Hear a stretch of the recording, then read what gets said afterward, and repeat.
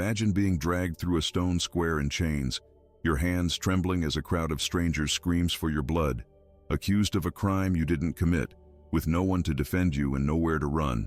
The executioner raises his whip, ready to destroy you in front of everyone, and in that moment, you know your life is over. But then, a voice cuts through the chaos like thunder. A golden-haired Viking captain steps forward, his eyes blazing with a fury that makes the entire crowd fall silent. He's about to throw away everything, his rank, his honor, his very life, to save a woman he's never met. And neither of them realizes that this single act of defiance will unravel a conspiracy that has poisoned the kingdom for over a decade. What this captain doesn't know is that the terrified peasant girl he just saved carries a secret in her blood, one that powerful people have killed to keep buried. What she doesn't know is that he was there the night her entire world was destroyed, following orders that still haunt his dreams. And as they run for their lives through frozen mountains and dark castle dungeons, as they fight against nobles who want them dead and a kingdom built on lies, they'll discover something neither expected, a love so powerful it will force them to choose between survival and truth, between duty and justice, between the people they were and the legends they're about to become. But when she finally stands before the king, wearing her father's forbidden cloak and carrying proof of a murder that shook the realm, one question remains. Will the truth be enough to save them both? Or will the same forces that destroyed her family 12 years ago finish what they started? This time, making sure no one survives to tell the tale. The cold morning sun cast long shadows across the stone square as Freya stumbled forward, her bare feet scraping against the rough cobblestones. Her hands trembled, bound by rusted chains that bit into her delicate wrists, leaving angry red marks on her pale skin. The murmur of the gathered crowd swelled like an approaching storm, each whisper a knife to her already wounded spirit. She could feel their eyes upon her, some filled with pity, others with cruel curiosity, and many with the cold indifference of those who had seen too many injustices to care anymore. The accusation was absurd, a fabrication so transparent it would have been laughable under different circumstances. A stolen jewel, a sapphire pendant belonging to Lady Ingrid, something Freya had never even laid eyes upon, let alone touched. Yet here she stood, accused and condemned without trial, without mercy, without hope. Lady Ingrid herself sat upon a raised platform, her face a mask of satisfaction barely concealed beneath false concern. The noblewoman's lips curved into the faintest smile as she watched Freya's humiliation unfold, savoring each moment like fine wine. "Thief!" someone shouted from the crowd. "Dishonor to her family!" cried another. The words crashed over Freya like waves against cliffs, each one eroding a little more of her dignity, her strength, her will to stand upright. She wanted to scream her innocence, to demand justice, but fear had stolen her voice. Her throat constricted, her breath came in short, panicked gasps, and tears threatened to spill from her clear, luminous eyes, eyes that had once sparkled with dreams and now reflected only terror. The executioner stepped forward, a burly man with hands like iron and a face devoid of emotion. In his grasp, a leather whip coiled like a serpent waiting to strike. The crowd fell into an expectant hush, that terrible silence before violence that makes the heart pound and the soul recoil. Freya closed her eyes, bracing herself for the pain she knew was coming, praying for strength she wasn't sure she possessed. The first lash came down with a crack that echoed across the square. Fire exploded across her back, and despite her determination to remain silent, a cry tore from her lips. The crowd gasped, some in horror, others in dark fascination. Blood began to seep through the thin fabric of her worn dress, staining it crimson. Lady Ingrid leaned forward slightly, her eyes gleaming with vindictive pleasure. As the executioner raised his arm for a second strike, a voice cut through the air like a blade through silk, firm, commanding, absolute. Enough. The single word carried such authority that even the executioner froze mid-motion. The crowd parted like water before the prow of a ship as a figure emerged from the masses. Eric, captain of the king's Viking guard, strode forward with heavy, purposeful steps that seemed to make the very stones tremble. He was a mountain of a man, broad-shouldered and tall, with golden hair that caught the morning light like a warrior's crown. His face was carved from granite, all sharp angles and fierce determination, yet his eyes, those piercing blue eyes, held something unexpected, something that made the crowd draw back in confusion and fear. Compassion. "This woman is innocent," Eric declared, his voice resonating across the square with unshakable conviction. Lady Ingrid rose from her seat, her face flushing with anger and disbelief. "Captain Eric, you overstep your authority. This peasant has been accused and—" "Falsely accused," he interrupted, his gaze never leaving Freya's trembling form. "I know injustice when I see it, my lady, and this reeks of it." Without waiting for permission, without regard for the consequences that surely awaited him, Eric moved to Freya's side. His calloused hands, hands that had wielded sword and axe in countless battles, worked with surprising gentleness to remove her chains. The metal fell away with a clatter that seemed impossibly loud in the shocked silence.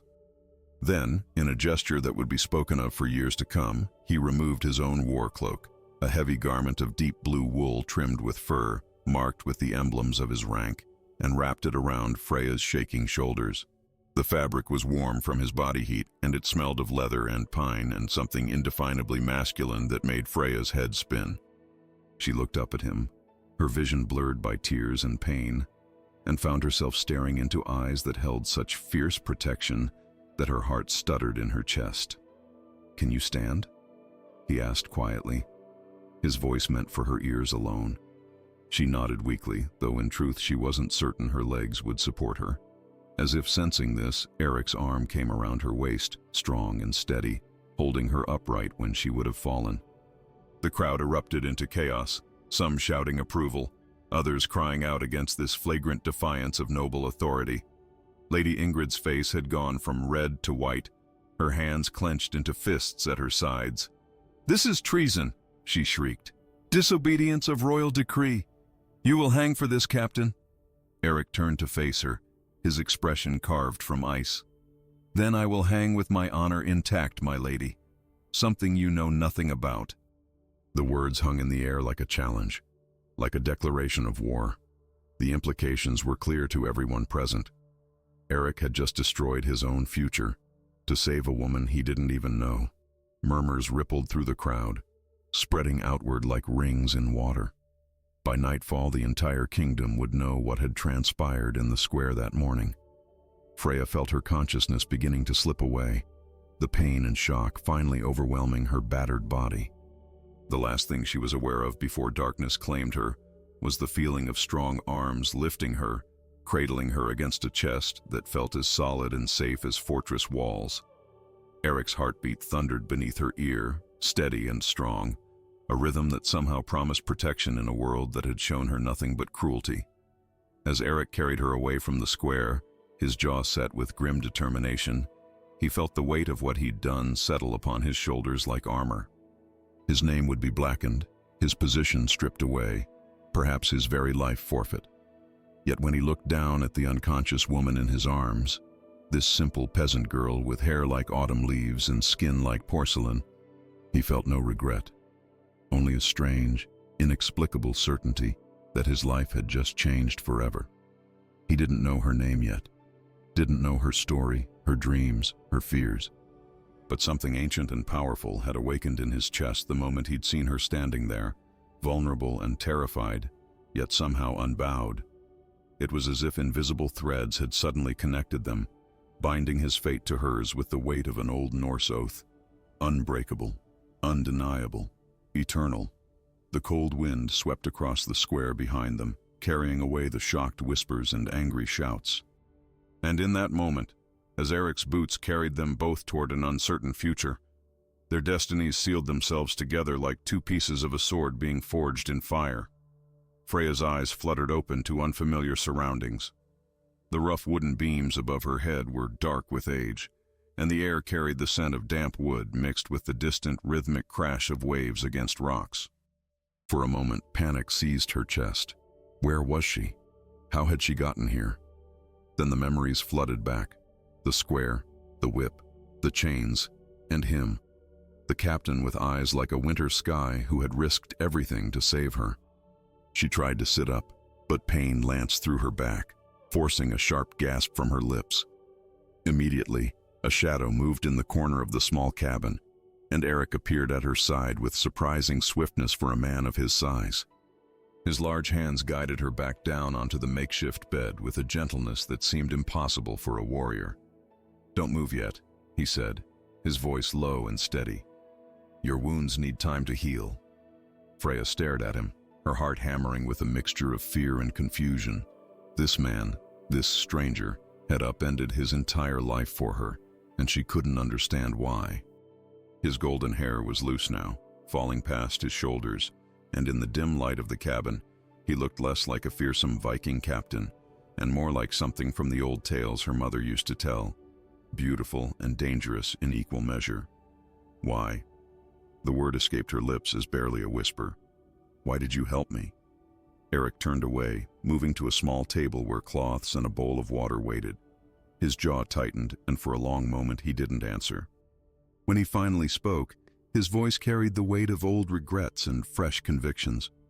"I shouldn't have interfered," he admitted, wringing out a cloth with hands that had seen countless battles. "I disobeyed direct orders. I've destroyed my position, my reputation, everything I've built." He paused, turning back to face her with eyes that blazed with unexpected intensity. "But I couldn't stand there and watch such injustice.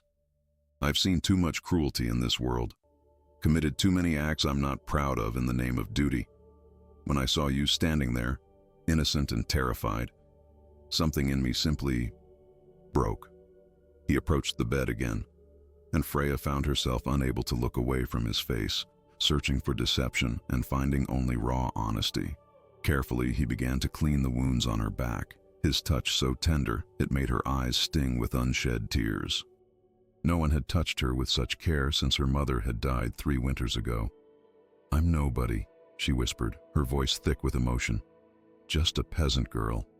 You threw away everything for someone who doesn't matter." "You matter," Eric said firmly, his hand stilling on her shoulder.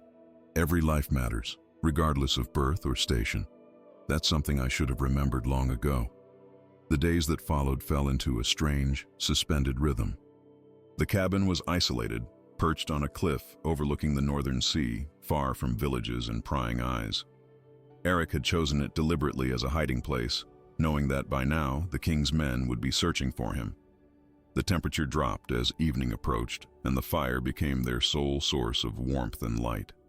On the 3rd night, as snow began to fall outside, they found themselves sitting close to the flames, the crackling wood the only sound between them.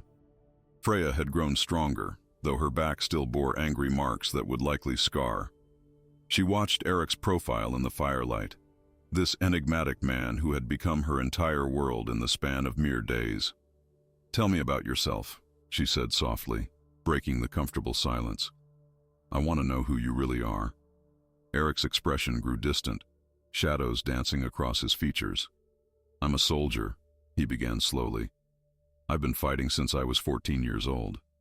My father was a warrior before me, and his father before him. I've sailed across seas, conquered lands, followed orders without question." His voice grew rougher. "I've lost friends to war, good men who deserved better fates. I've carried out commands that still haunt my dreams. And somewhere along the way, I forgot that honor means nothing if it's built on the suffering of the innocent." Freya listened, transfixed, as he spoke of battles and brotherhood, of the weight of a sword and the heavier weight of choices that couldn't be unmade. In turn, she told him of her simple life in the village, of working in the fields from dawn to dusk, of the nobility who treated peasants like property rather than people.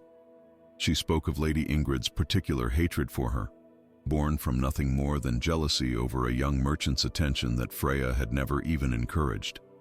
"She wanted me destroyed," Freya said quietly, "and she nearly succeeded." "But she didn't," Eric replied, his blue eyes finding hers across the firelight. "You're still here. You survived." The air between them seemed to thicken, charged with something neither dared name. Freya felt her breath catch as Eric reached out, his calloused fingers brushing a strand of hair from her face with heartbreaking tenderness. His hand lingered on her cheek, warm and solid and real.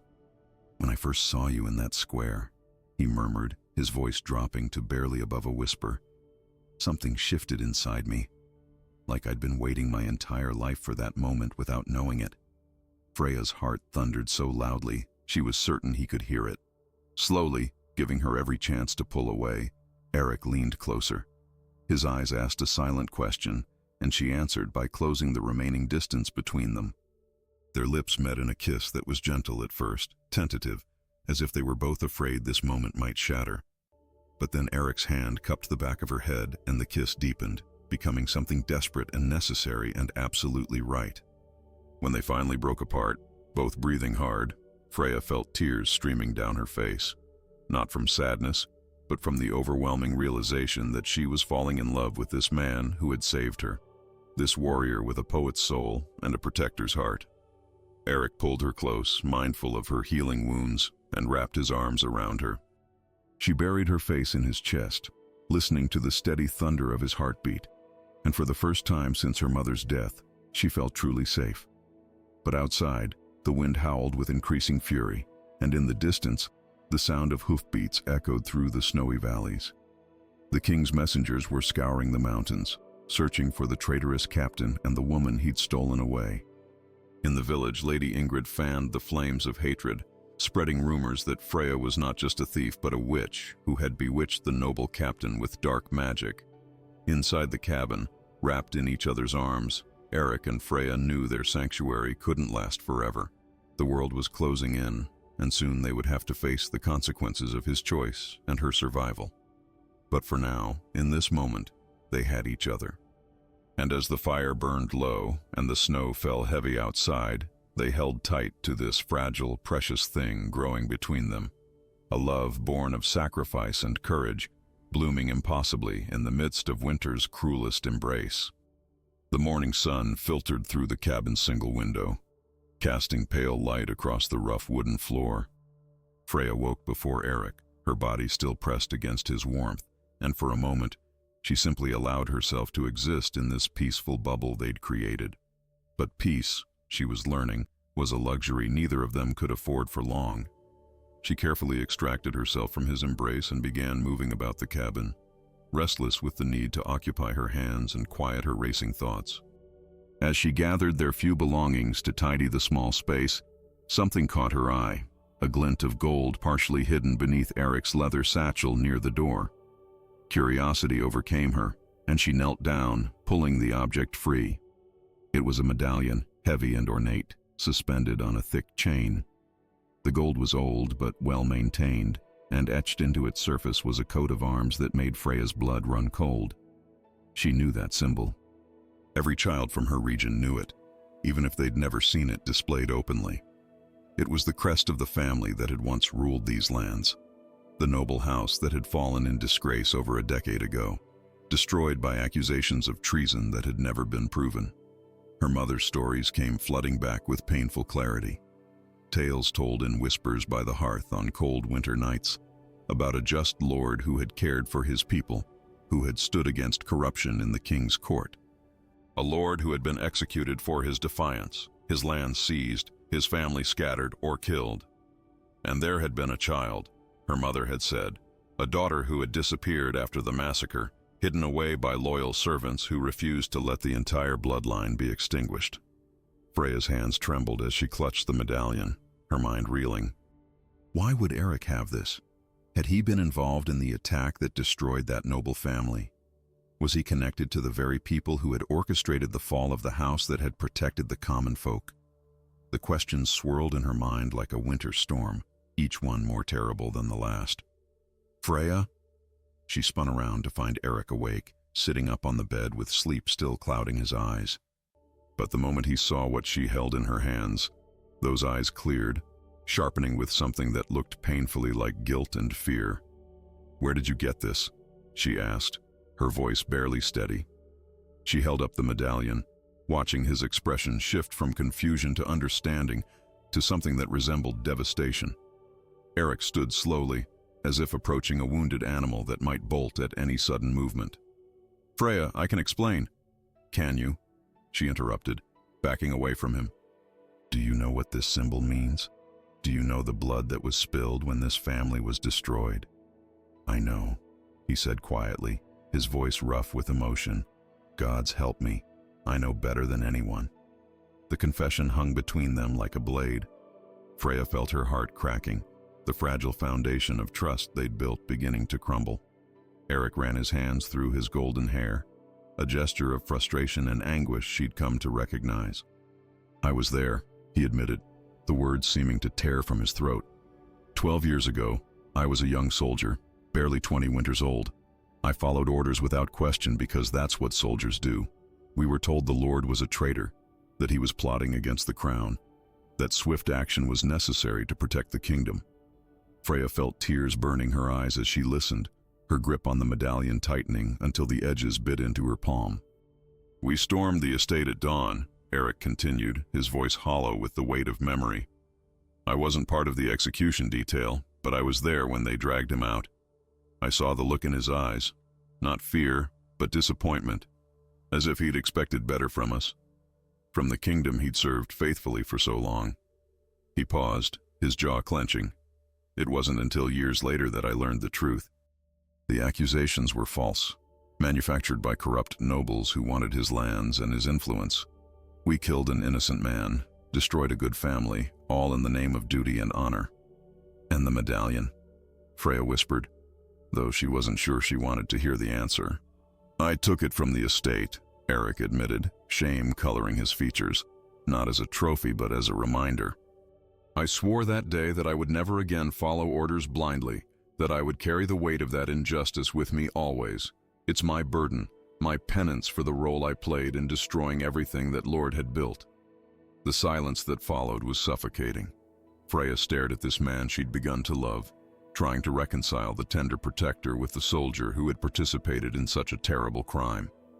Her mind felt fractured, torn between her heart and the ghost of a past she couldn't fully remember. "My mother used to tell me stories," she said finally, her voice distant, "about the Lord who cared for the common people. She said his daughter survived, hidden away somewhere safe. She said that girl carried the hope of justice in her blood." Eric's eyes widened slightly, and Freya saw understanding beginning to dawn in them, an understanding that terrified her because it suggested possibilities she wasn't ready to face.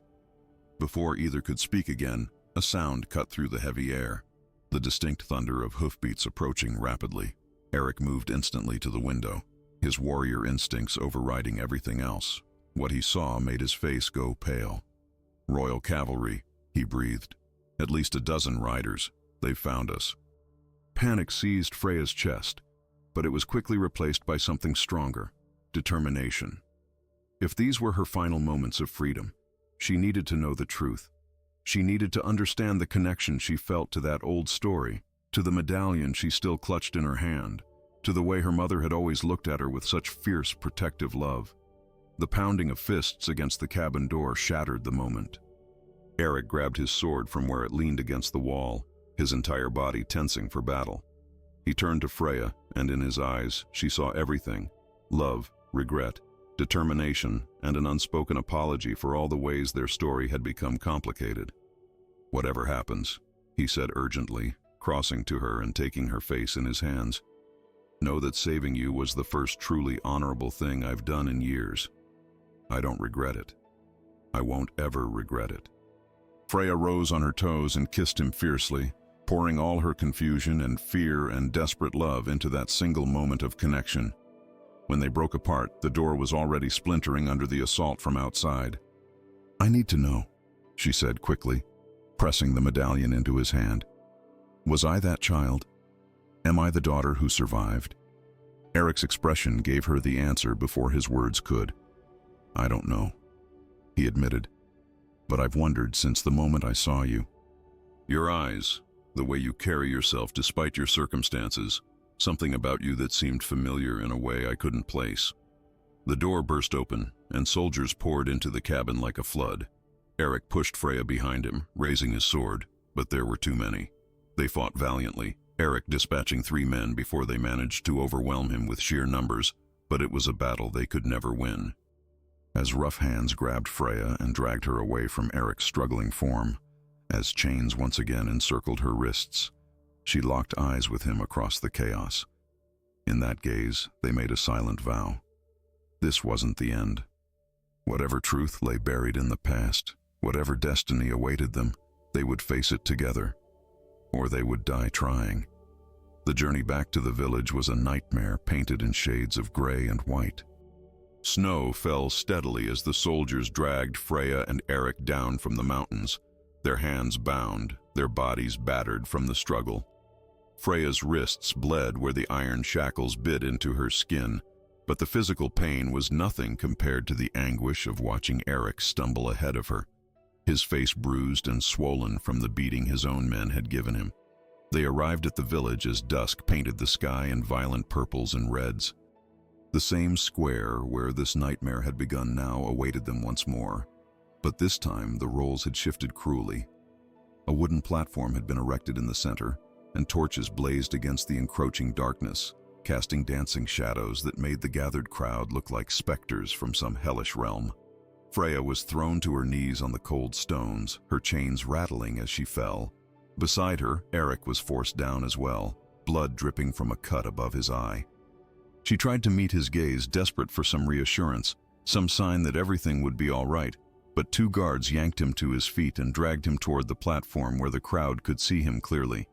From her elevated seat, Lady Ingrid watched with barely concealed glee. She had dressed for the occasion in deep crimson velvet, her jewelry glittering in the torchlight like drops of frozen fire. Her smile was sharp as a blade as she surveyed the scene before her, savoring every moment of her triumph. "Behold," she called out, her voice carrying across the square. The mighty Captain Eric, brought low by his own treachery, the king's most trusted warrior, reduced to a common criminal for the sake of a peasant thief and witch, the crowd murmured, their voices a mixture of shock, pity, and morbid fascination.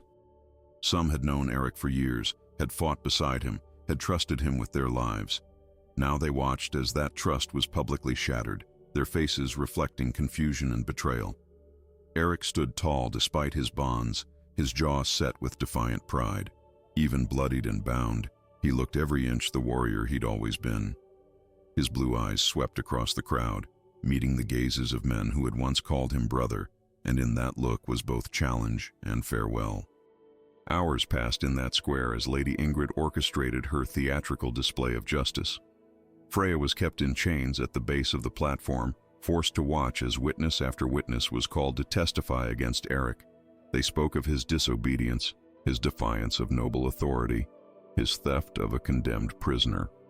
With each accusation, the noose around his neck grew tighter, metaphorically, if not yet literally.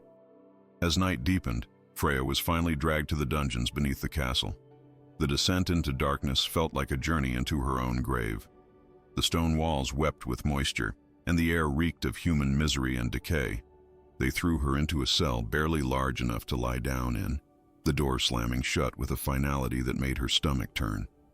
She didn't know how much time passed before she heard footsteps approaching. A figure emerged from the shadows beyond her cell bars, and Freya's heart constricted when she recognized him. A royal emissary, dressed in the king's colors, his face expressionless as carved marble.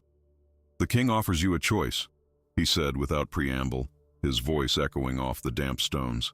"Captain Eric confesses to treason and you go free. He takes full responsibility for kidnapping you, for bewitching the court with false accusations against Lady Ingrid, for attempting to undermine the crown's authority. In exchange for his confession and execution, your life will be spared." Freya felt as if she'd been struck. The cruelty of it took her breath away. Freedom purchased with Eric's blood, his honor destroyed to save her worthless life. She opened her mouth to refuse, to scream her rejection of such a monstrous bargain, but the emissary held up a hand. "Before you answer, know this. Captain Eric has already been presented with the same offer. He has refused." The man's expression didn't change, but something flickered in his eyes that might have been respect. He said, and I quote, "Honor without truth is a lie in disguise." He would rather die with his integrity intact than live with a false confession staining his name. Tears streamed down Freya's face as the emissary departed, his footsteps fading into silence. She pressed her forehead against the cold iron bars and wept, for Eric, for herself, for the impossible situation they'd been trapped in. He was willing to die for her, to sacrifice everything rather than betray the truth they both knew. From somewhere deeper in the dungeons, she heard movement. A guard was approaching, but his footsteps were hesitant, uncertain. When he reached her cell, Freya was shocked to see an old man, his face weathered by time and marked by kindness that seemed out of place in this dark hole. "Miss," he whispered urgently, glancing over his shoulder to ensure they were alone. "I knew your father." Freya's head snapped up, her heart suddenly hammering. "What?" The old servant, for that's what he was, she could see now, not a guard but a castle servant, pressed close to the bars. His eyes were watery but intense as they studied her face. "Lord Edmund," he continued, his voice trembling with emotion. "You're his daughter. I'd know those eyes anywhere. They're exactly like your mother's. I was there the night they attacked the estate. I was the one who carried you out through the servants' passages and gave you to a peasant woman who'd lost her own child. I told her to raise you as her own, to keep you safe until the time was right." The world seemed to tilt beneath Freya. Everything her mother had hinted at, every story she'd been told, suddenly crystallized into terrible, wonderful truth. She wasn't just a peasant girl, she was nobility, the rightful heir to lands that had been stolen, to a legacy that had been buried beneath lies and conspiracy. "Lady Ingrid knows," the old man said urgently. "Not that you're alive specifically, but she and her family were part of the plot that destroyed your father. They took his lands, his title, everything. That's why she hates you so much. Some instinct must have told her you were dangerous to her, even if she didn't know why." Freya gripped the bars so tightly her knuckles went white. "Why tell me this now?" "Because Captain Eric is going to die at dawn," the servant replied, his voice breaking. "And if you die with him, your father's entire line ends. The injustice goes unpunished forever. I'm old, I won't live much longer. But before I die, I wanted to see one last chance at justice." He pressed something into her hand through the bars, a key, small and iron and impossibly precious. "The guard rotation changes in 1 hour. There's a passage behind the loose stone in the north corner of your cell. It leads to the lower dungeons where they're holding the captain. After that, you're on your own." Before Freya could respond, the old man disappeared into the shadows, leaving her standing in stunned silence with salvation literally in her palm. Her mind raced with the implications of everything she'd just learned. She was noble by birth. Her father had been murdered for standing against corruption, and the woman who'd orchestrated his death now sought to destroy her as well. But none of that mattered as much as the fact that Eric was going to die at dawn unless she acted. Freya's hands shook as she worked the key in the lock of her cell door. The metallic click seemed impossibly loud in the suffocating silence of the dungeon, and she froze, her heart hammering against her ribs as she waited for guards to come rushing. But only silence answered, the kind of heavy, expectant silence that precedes either salvation or doom. The door swung open with a soft creak, and Freya stepped into the narrow corridor, every muscle in her body coiled tight with fear and determination.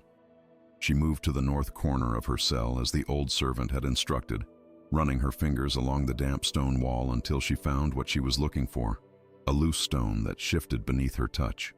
Behind it, darkness yawned like an open mouth, revealing a passage so narrow she would have to squeeze through sideways.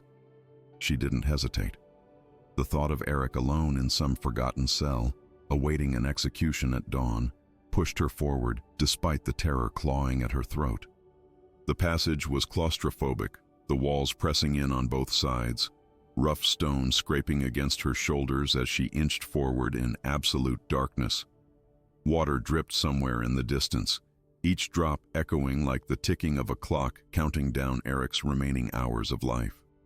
The passage seemed to stretch on forever, twisting and turning through the castle's ancient foundations. Freya's breath came in short gasps, panic threatening to overwhelm her more than once as the walls seemed to close in tighter. But then, finally, she saw a faint glow ahead, torchlight filtering through cracks in the stonework. She emerged into a lower level of the dungeons, one that looked even older and more forsaken than where she'd been held. The air here was thick with decay and hopelessness. Only one cell appeared occupied, and as Freya crept closer, her heart nearly stopped at what she saw. Eric sat slumped against the far wall, his wrists bound by heavy chains attached to iron rings in the stone. His face was a canvas of bruises, his golden hair matted with dried blood. But what made Freya's throat constrict with anguish was the look in his eyes. Not defeat, but a kind of peaceful acceptance that terrified her more than any amount of fear could have. "Eric," she whispered urgently, her fingers wrapping around the cell bars. His head snapped up, disbelief washing over his battered features. For a moment, he simply stared at her as if she were an apparition conjured by his desperate mind. Then recognition flooded his eyes, followed immediately by panic. "Freya, no, you can't be here. If they find you—" "They won't," she interrupted, already working on the cell door with trembling fingers. The key the old servant had given her fit this lock as well, and within moments, she was inside, kneeling beside Eric and attacking the chains that bound him. "Listen to me," she said urgently as she worked. "I know who I am. I know what happened to my father. The old servant told me everything. Lord Edmund was my father, and Lady Ingrid's family was behind his execution. They stole everything from me, from my bloodline, and now I'm going to take it back." Eric's eyes widened as he absorbed her words, pieces of a puzzle he'd been unconsciously assembling, suddenly clicking into place. "Gods," he breathed, "I should have seen it. The way you carry yourself, your eyes, everything about you. Your nobility by blood. And you're the man I love," Freya replied fiercely, finally managing to unlock his chains. They fell away with a clatter that made them both freeze, listening for approaching footsteps. When none came, she helped Eric to his feet, his body weak from captivity, but his spirit igniting with renewed purpose. "I'm not going to let them kill you for saving me. I won't allow it." Eric cupped her face in his hands, his calloused thumbs wiping away tears she hadn't realized were falling. In the dim torchlight, his eyes burned with an intensity that stole her breath. "When I first saw you in that square," he whispered, his voice raw with emotion, "I thought I was saving an innocent woman from injustice. I never imagined I was saving the woman who would give my life meaning, the woman I would die for without hesitation, the woman I love more than honor, more than duty, more than my own worthless life." Freya rose on her toes and kissed him with desperate passion, pouring every ounce of her fear and love and determination into that connection. His arms wrapped around her waist, pulling her close despite his injuries, and for one perfect moment, the dungeon disappeared, and they were simply two souls finding each other in the darkness. The kiss was both gentle and fierce, tender and urgent, a promise and a goodbye wrapped into one. When they finally broke apart, both breathing hard, Freya pressed her forehead against his. "I'm not losing you," she said firmly. "Not today. Not ever." A shout echoed from somewhere above them. The alarm had been raised. Someone had discovered her empty cell. Eric's expression hardened instantly, the warrior reasserting itself despite his weakened state. "The servant mentioned passages," he said quickly. "If he helped you get here, there must be a way out." They moved together through the lower dungeons, Eric's arm around Freya's shoulders, as much for support as protection. She led him back to the narrow passage she'd navigated earlier, and together they squeezed through the suffocating darkness, the sounds of pursuit growing louder behind them. The passage twisted and branched in ways Freya didn't remember from her earlier journey. They took turns blindly, driven by instinct and desperation, Eric's breathing growing more labored with each step. Behind them, torchlight began to penetrate the darkness. The guards had found the passage and were giving chase. "There!" Freya gasped, spotting a faint square of lesser darkness ahead. Fresh air, cold and sharp, cut through the stale atmosphere of the tunnels. They pushed forward with renewed energy, emerging suddenly into a natural cave system that opened onto the mountainside below the castle. Snow was falling heavily now, the pre-dawn darkness absolute except for the white curtain of flakes. Behind them, shouts echoed from the tunnel mouth as guards poured out in pursuit. Eric gripped Freya's hand tightly, and together they plunged down the mountainside, half running and half sliding through the deep snow. The cold bit through their thin prison clothing, and more than once they stumbled, catching each other before they could fall. Freya's lungs burned, her legs screamed in protest, but she pushed forward, fueled by sheer will, and the warm strength of Eric's hand in hers. The woman who had been dragged to the square in chains, who had cowered before her accusers, was gone. In her place was someone new, someone who had discovered she carried noble blood, who had tasted love worth dying for, who refused to let injustice win. As they reached the tree line and disappeared into the forest, the first rays of dawn began to paint the sky pink and gold. Somewhere behind them, Lady Ingrid would be waking to discover her prisoners had escaped. The hunt would intensify. The stakes would rise even higher, but Freya wasn't running away anymore. She was running toward something, toward justice, toward truth, toward a destiny that had been stolen from her 12 years ago. And with Eric beside her, wounded but unbroken, she finally understood what her mother had tried to tell her in all those whispered stories. Some fires once lit can never be extinguished. And the flame of justice, though it might flicker and dim, burns eternal in the hearts of those brave enough to carry it. The forest gave way to rolling hills as dawn broke fully across the frozen landscape. Freya and Eric stumbled forward, their bodies pushed beyond exhaustion, until they crested a ridge and saw salvation spread before them. A small cluster of stone cottages nestled in a valley, smoke rising from chimneys in thin gray columns against the morning sky. As they descended toward the village, an old woman emerged from one of the homes, her weathered face registering shock at the sight of them. But instead of fear or suspicion, recognition dawned in her eyes as she studied Freya's face. The woman's hand flew to her mouth and tears began streaming down her lined cheeks. "The rose," she whispered, the words carrying a weight of years and longing. "The rose of the north has returned." Within moments, they were surrounded by villagers who treated Freya not as a fugitive, but as something approaching reverence. These were people who had served her father's house, who had suffered under the corruption that followed his execution, who had kept faith that someday justice would return to these lands. They brought Eric and Freya into the warmest cottage, tending to Eric's wounds with gentle hands while pressing hot food and clean clothing upon them both. As Eric lay recovering on a bed piled high with furs, Freya sat beside him, their fingers intertwined. His face was pale from blood loss and exhaustion, but his eyes remained sharp, fixed on her with an intensity that made her heart ache. "I need to tell you something," he said, his voice rough and strained. "Something I should have said in that cabin before they found us." Freya squeezed his hand, encouraging him to continue. 12 years ago, when we stormed your father's estate, I was young and stupid and so certain I was serving justice." Eric's jaw clenched with the memory. "I followed orders without question. If I had stopped to think, to ask why, to look into the eyes of the man we were condemning, maybe I could have prevented it. Maybe your father would still be alive. Maybe you wouldn't have spent your childhood as a peasant, believing yourself worthless when you carried noble blood." Tears gathered in Freya's eyes, but she didn't look away from him. She saw the guilt etched into every line of his face, the burden he'd carried for so long. "If I had obeyed those orders," Eric continued, his voice breaking, "if I had done my duty without question, your father would still be dead. But I would be the same unthinking soldier I was back then.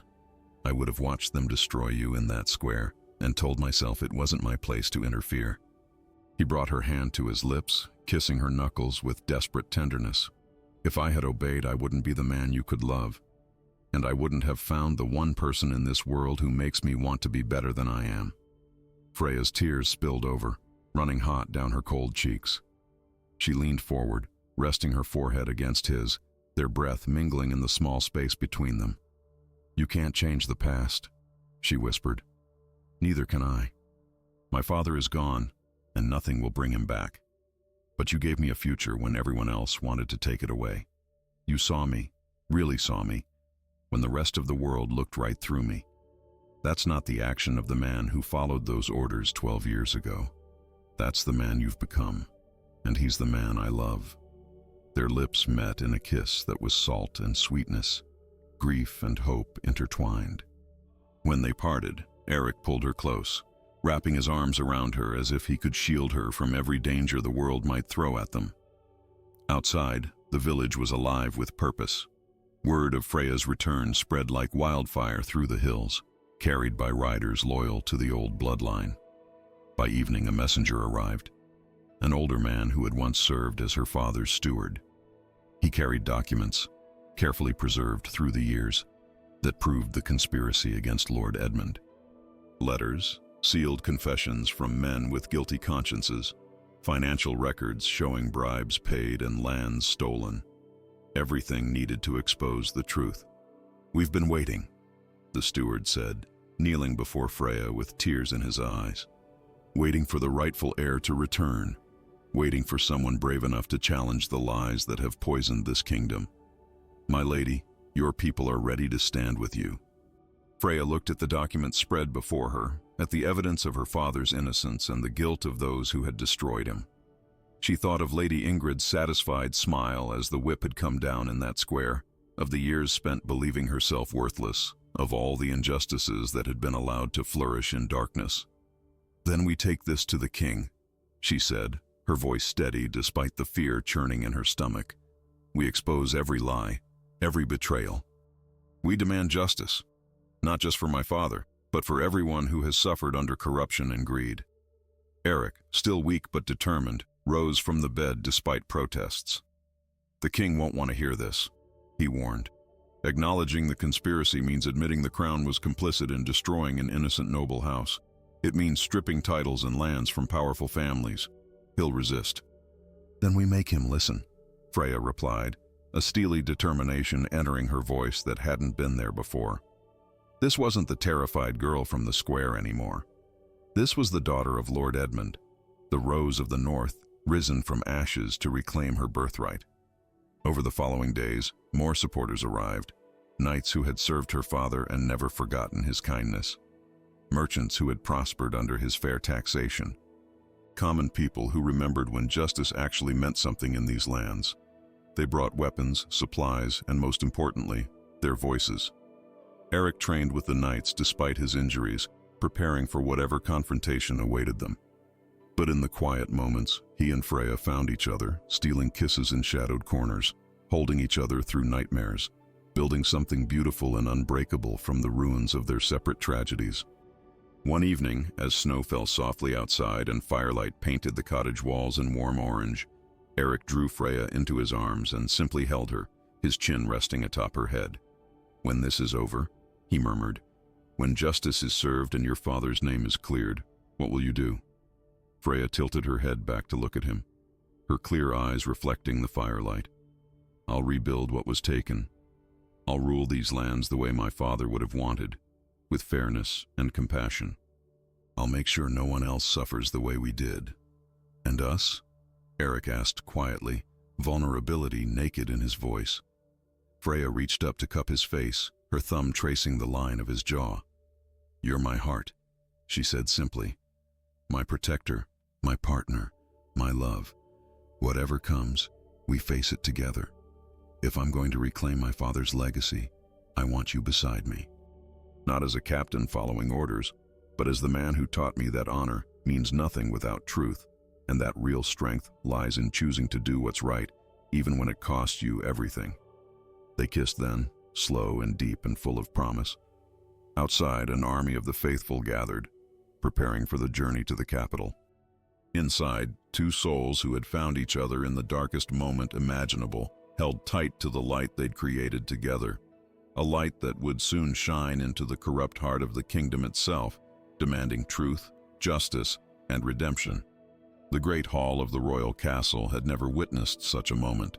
Massive stone pillars rose toward vaulted ceilings, where centuries of banners hung in silent testimony to the kingdom's history. Today, those ancient walls would bear witness to truth finally breaking through decades of carefully constructed lies. Freya stood at the enormous oak doors, her heart hammering so violently she felt certain everyone could hear it.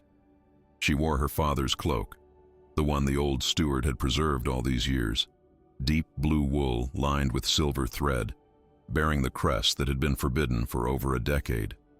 The weight of it on her shoulders felt both foreign and achingly familiar, as if some deep part of her remembered what it meant to carry such responsibility. Beside her, Eric stood tall in borrowed armor, his hand resting on the pommel of his sword. His presence was an anchor, steady and unwavering. Their eyes met, and in that brief exchange passed everything they couldn't say aloud. Love, fear, determination, and an unspoken promise that whatever happened beyond those doors, they would face it together.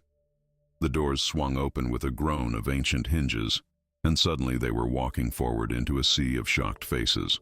Nobles in their finest clothes lined both sides of the hall, their whispers rising like the buzz of disturbed hornets. At the far end, elevated on a dais, sat the king, a man in his 50s with gray threading through his dark hair and eyes that had seen too many compromises, too many convenient truths. Freya's footsteps echoed on the polished stone floor as she walked the length of that hall, her spine straight, her chin lifted with a pride that came not from arrogance, but from knowing she carried justice itself in the documents clutched in her hands. Behind her came the steward and other witnesses, their faces grave but resolute. The noble's whispers grew louder, more agitated. She heard fragments of conversation. Impossible. The family was destroyed. An imposter, surely. But she didn't falter.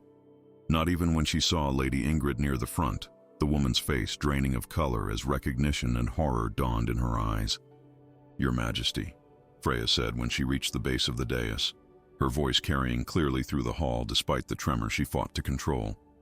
"I am Freya, daughter of Lord Edmund, rightful heir to the northern territories that were seized 12 years ago upon my father's wrongful execution."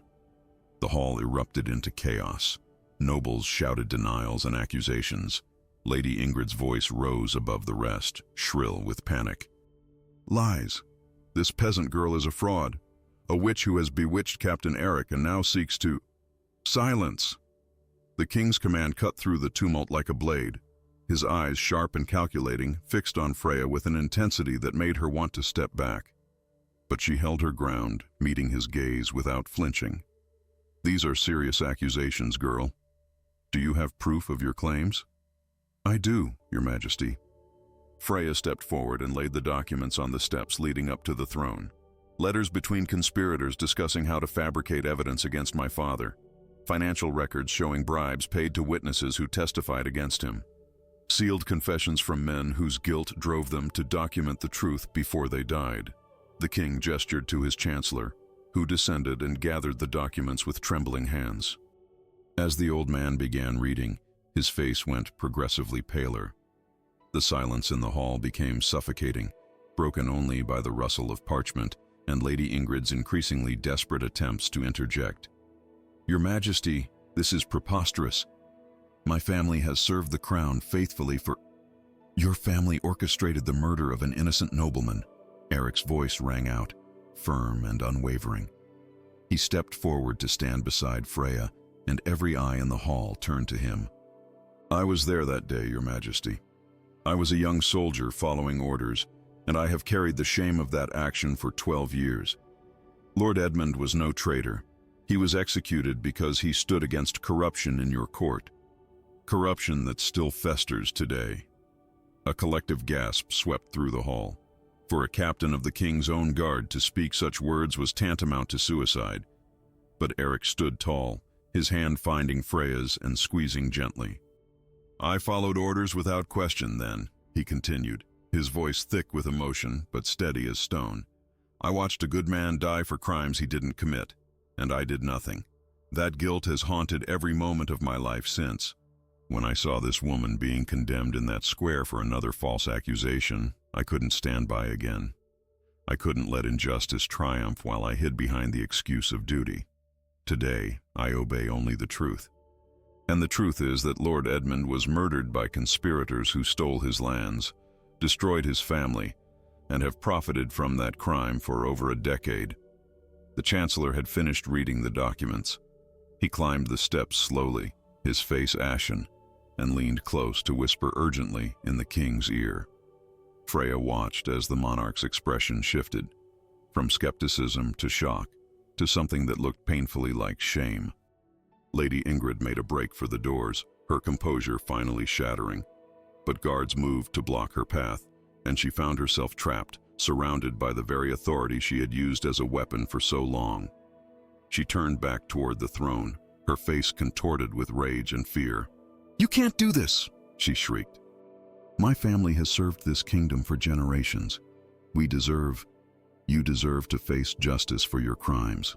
the king said quietly, but his words carried to every corner of the hall. He rose from his throne, and for the first time, Freya saw genuine emotion in his weathered face, regret, anger, and a determination to right ancient wrongs.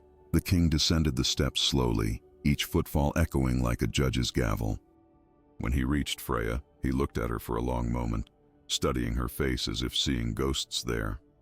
"You have your father's eyes," he said softly. "I should have questioned the accusations against him.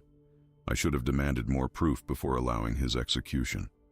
That failure has haunted me, though I told myself the evidence was sound, the witnesses credible." He closed his eyes briefly. "I was a coward who chose convenience over truth." Then, to the shock of everyone present, the king knelt before Freya. The gesture sent shockwaves through the assembled nobles, a monarch kneeling to a dispossessed daughter, acknowledging the kingdom's terrible mistake. "On behalf of this crown and this kingdom," he said, his voice carrying clearly through the stunned silence, "I acknowledge the grave injustice done to House Edmund. Your father was innocent. His execution was a crime against justice itself. Your lands, your titles, your family's honor, all will be restored." Tears streamed down Freya's face, but they weren't tears of triumph or revenge. Looking at this man who had finally chosen truth over comfort, she felt only a profound sense of relief. The burden she'd carried, the weight of her father's destroyed legacy, the years of believing herself worthless, began to lift. Outside the hall, the crowd that had gathered erupted into cheers. The name Rose of the North echoed through the castle corridors and out into the streets beyond. But inside the hall, Freya turned to Eric, and in his eyes, she saw what mattered most. Not power, not vindication, but love born from sacrifice and courage. She pulled him close and kissed him there in front of the entire court, a declaration more powerful than any royal decree. When they parted, Eric rested his forehead against hers and whispered words meant only for her. "You didn't win with a sword or with vengeance. You won with truth and courage. Your father would be proud." And as the great hall filled with the sound of justice finally being served, as Lady Ingrid was led away in chains, and the king began issuing decrees to restore what had been stolen, Freya held tight to the man who had given up everything to save her. They had walked through fire and emerged not as victims but as symbols of something the kingdom had forgotten. That real strength lies not in power but in the courage to do what's right, even when the cost seems unbearable. 3 seasons had passed since truth had echoed through the royal hall, and the northern territories had transformed under Freya's compassionate rule. The scars of injustice, though not forgotten, had begun to heal, replaced by something the land hadn't known in over a decade: hope.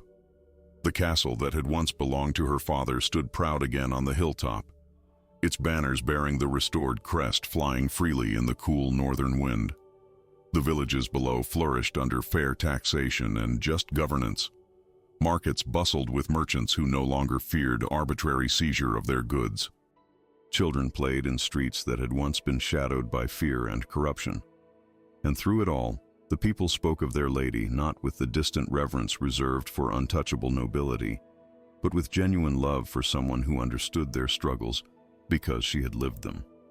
Eric stood at Freya's side through it all, not as a subordinate or merely a protector, but as her equal partner.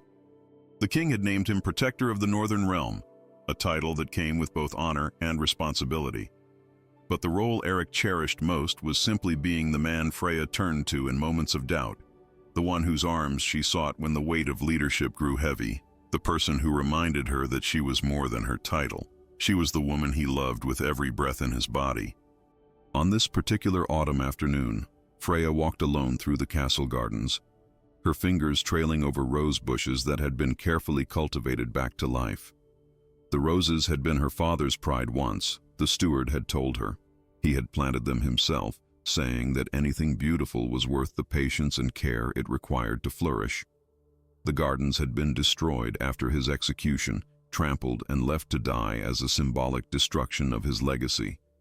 But Freya had restored them, and now they bloomed in defiant splendor, their petals ranging from deep crimson to the palest pink. She paused at a particular bush heavy with white roses, their petals edged in the faintest blush of color. These had been her mother's favorites, she'd been told. Standing there, surrounded by beauty that had been resurrected from ruin, Freya felt tears prick her eyes. Not from sadness, but from the overwhelming realization of how far she had come. Her mind drifted back to that terrible morning in the square, to the feeling of chains biting into her wrists, to the certainty that her life was ending before it had truly begun. She could still feel the phantom burn of the whip's first strike, still hear the crowd's cruel murmurs. That girl, terrified and alone, believing herself worthless, felt like a stranger now. Yet she also felt impossibly close, a reminder of what injustice could do to a person, of how easily the powerless could be crushed by those who wielded authority without conscience. The scars on her back had faded to thin white lines, barely visible now. But the memory remained vivid, not as a wound, but as a reminder of why her work mattered, why every judgment she rendered had to be measured with compassion and wisdom, why she could never allow herself to become the kind of ruler who looked away from suffering. "I thought I might find you here." Freya turned to find Eric approaching through the garden paths, his golden hair catching the afternoon sunlight. He had changed too over these months. The guilt that had haunted his eyes had eased, replaced by a peace he'd never thought he'd find. The scars of battle still marked his body, and his hands remained those of a warrior, but his face had softened with contentment. He looked at her now the same way he had in that mountain cabin, as if she were the answer to questions he hadn't known how to ask. He came to stand beside her, close enough that their shoulders touched, and together they looked out over the gardens and the lands beyond. In the distance, smoke rose from village chimneys in peaceful gray columns. Fields lay ready for winter, their harvests safely gathered. Everything spoke of stability, of a land finally at rest after years of turmoil. "Do you remember the first time you saw me?" Freya asked softly, her hand finding his and threading their fingers together. Eric was quiet for a moment, his thumb rubbing gentle circles on the back of her hand. "Every detail." He finally answered, his voice low and thick with emotion. "You were kneeling in that square, chains on your wrists, terror in your eyes, but something unbroken in the way you held your head high. The executioner raised his whip, and something inside me just snapped. I couldn't stand by. I couldn't watch them destroy something beautiful in the name of false justice." He turned to face her fully, his free hand coming up to cup her cheek. "When I first saw you, the entire world seemed to go silent. Like everything I'd been searching for my whole life without knowing it suddenly stood before me, asking to be saved so I could in turn be saved by you." Freya's breath caught as tears spilled over, running hot down her cheeks and onto his hand. "And it was in that silence that the love was born that changed everything," she whispered. "You gave me back my life, my name, my future. But more than that, you gave me yourself. A man brave enough to risk everything for what was right, even when it cost you everything you'd built." Eric pulled her close, wrapping his arms around her waist, and Freya melted into his embrace, her head resting against his chest where she could hear the steady rhythm of his heart. They stood like that for a long moment, two people who had found each other in the darkest circumstances and built something luminous from the ashes of their separate tragedies. "I love you," Eric murmured into her hair. "Not because you're a lady now, not because you rule these lands. I loved you when you were a peasant girl accused of crimes you didn't commit. I loved you when you were running through snow-covered mountains with nothing but determination keeping you alive. I loved you before I even understood what that feeling meant. And I'll love you until my last breath leaves my body." Freya tilted her head back to look at him, her clear eyes shining with joy and tears and absolute certainty. "And I love you, the man who taught me that honor isn't about following orders, but about knowing when to break them.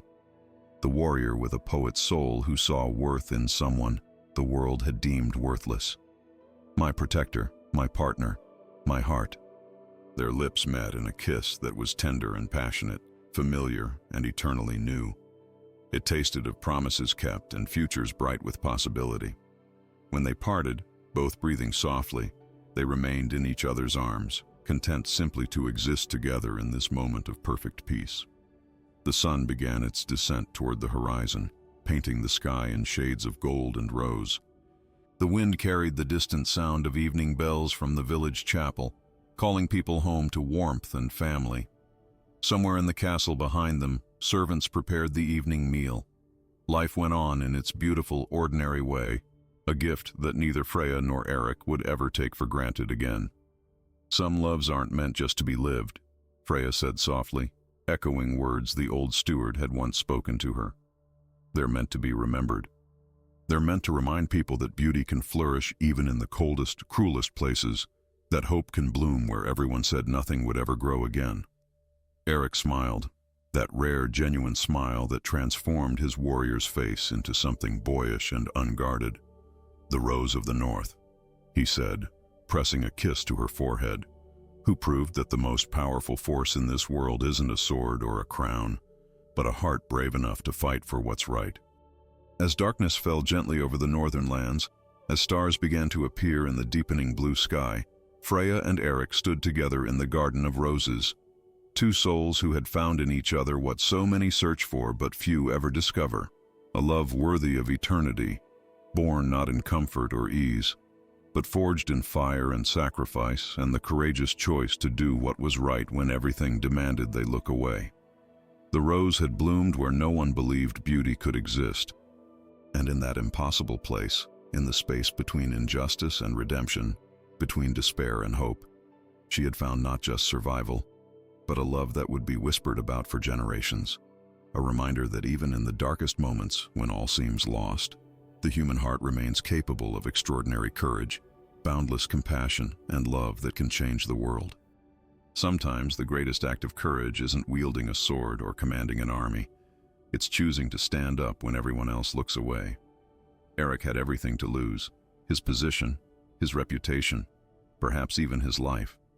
Yet when he saw injustice unfolding before his eyes, he couldn't remain silent. And Freya, who had every reason to surrender to despair, who had been stripped of dignity and hope, found within herself a strength she never knew existed. Their story asks us a question we must all face eventually. When confronted with cruelty disguised as authority, when silence seems safer than speaking up, what would you do? Would you have the courage to risk everything for someone who couldn't save themselves? Would you choose truth over comfort, justice over convenience, love over fear? This is more than a tale of medieval romance. It's a reminder that real honor isn't about following orders blindly, but about knowing when those orders are wrong. It's about understanding that the most powerless among us often carry the greatest strength, waiting only for someone to see their worth. Freya bloomed where everyone said nothing beautiful could grow, in chains, in humiliation, in the coldest moment of her life. And she found love not despite her suffering, but because someone finally chose to see her humanity when the world had decided she had none. So as you go about your day, remember the Rose of the North and the captain who defied a kingdom.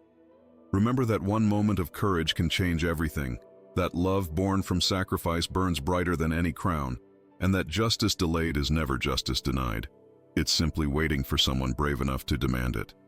If this story moved you, if it made you feel something deep in your chest, don't keep it to yourself. Like this video, share it with someone who needs to hear that hope can flourish even in impossible places, and follow this channel for more stories that will make you believe in the extraordinary power of the human heart. Because some tales aren't just meant to entertain, they're meant to remind us who we want to be when our own moment of choice arrives.